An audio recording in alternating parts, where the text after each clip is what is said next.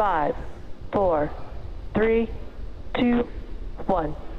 Ignition, liftoff, Semper Fi, aim high. Meanwhile, there is the race policy that will undoubtedly follow this administration. We've already seen it implemented at the local level. The Biden administration has repeatedly suggested that equity is to guide all of its decisions. As we have talked about at length on this program, when folks on the left say equity, they do not mean equality. What they mean is that any program that does not achieve equal outcome on the basis of group, any program that does not achieve that is considered racist. And to be anti-racist, whenever you see somebody saying, I'm doing the work, I've become an anti-racist, it doesn't mean I've become a not racist. It means I have become a person who wants to tear down all existing structures of power, castigating them as systemically discriminatory, right? That's what it means. So this is the stuff that the Biden administration has been pushing. They've been pushing it in vaccine policy. They've been pushing it in educational policy. They've been pushing it in economic policy, in environmental policy. They literally said that Ibram X. Kendi's idea of how the world should work is the way they are going to govern, which is scary as all hell. Because first of all, in many cases, it is violative of the basic principle of the Civil Rights Act of 1965, which is that people ought not be treated on the basis of group or race. They ought to be treated instead on the basis of their individual identity. Instead, this is not what is happening, and we are seeing it crammed down in our educational system primarily. So Christopher Rufo, who writes for City Journal, and he is the director of a group called Discovery, the Center on Wealth and Poverty at Discovery Institute. So he has been keeping track of the woke equity politics that is now being mainlined into our educational system. So take a gander at this. Chris Rufo tweets out, the principal of East Side Community School in New York sent white parents a tool for action. It tells them they must become white traitors and then advocate for full white abolition. Okay, this is nuts. So let's take a look at this for just a second, because while the Biden administration, I keep mixing them up because this is just Obama administration part 3, because the Biden administration has embraced the basic equity playbook here, this is what they mean. They haven't gone all the way yet, but they will. Don't worry. We're very, very early on. So they have been distributing at the school the 8 white identities by a person named Barnor Hess. And the 8 white identities stretch from white supremacist in the red to white abolitionist in the green. They say there is a regime of whiteness, and there are action-oriented white identities. People who identify with whiteness are one of these. It's about time we build an ethnography of whiteness, since white people have been the ones writing about and governing others.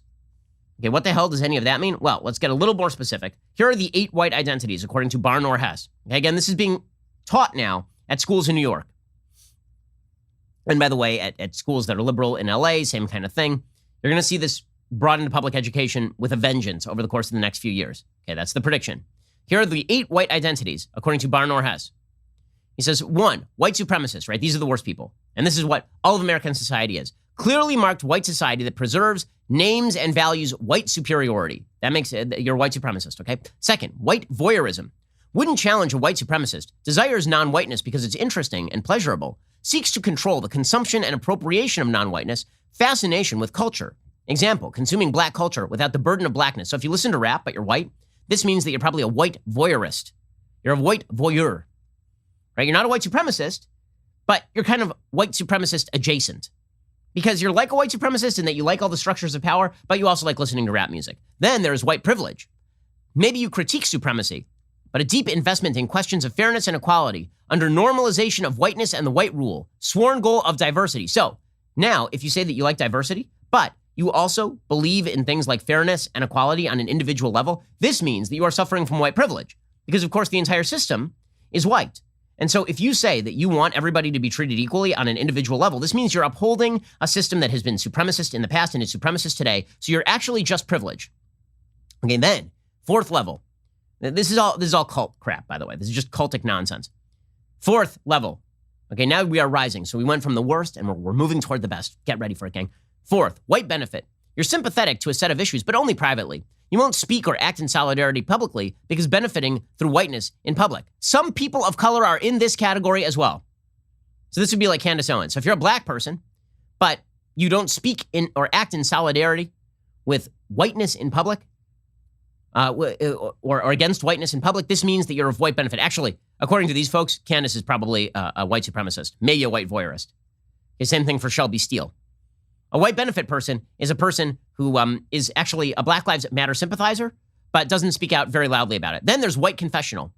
Okay, white confessional is some exposure of whiteness takes place, but as a way of being accountable to people of color after. You're seeking validation from people of color. Okay, so this is all the people who marched in the Black Lives Matter protests but are white, right? Who posted a black square on Instagram. You're a white confessional because you can see your own whiteness, but you're only seeking validation from people of color. Now, you might think to yourself, okay, like, that should be about as radical as it gets here. You're basically saying that the system, you're conceding all the points. Don't worry, there's more.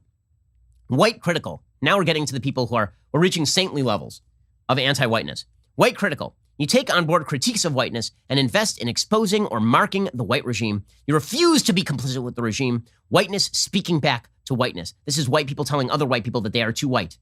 Because whitey make white white. Make white white. Okay, finally, you could be a white traitor. You actively refuse complicity. You name what is going on. Your intention is to subvert white authority and tell the truth at whatever cost. You need them to dismantle institutions. And finally, you're a white abolitionist. This is like the highest level. You have cleansed yourself of all sin. You have purged yourself. You're full Robin DiAngelo. White abolitionist. You change institutions. You dismantle whiteness. You don't allow whiteness to reassert itself. But by the way, what's amazing about this is that you're still the one in power, right? You're the white person who's in power, and you're acting on behalf of people of color. You are now a white abolitionist. Okay, this is the crap they are teaching to school children. It's racist nonsense. There should be lawsuits on the basis of this. But get ready. This sort of stuff is going to be mainlined into American politics. Because as soon as you start using the term equity, this is where it's going. We all know this is where it is going. Merci d'avoir regardé la vidéo. Si vous l'avez aimé, mettez un pouce. Et si vous voulez faire partie de la famille cosmique, abonnez-vous. Si vous désirez nous soutenir pour notre travail, vous pouvez trouver le lien Tipeee en description. Merci, à bientôt. Bisous.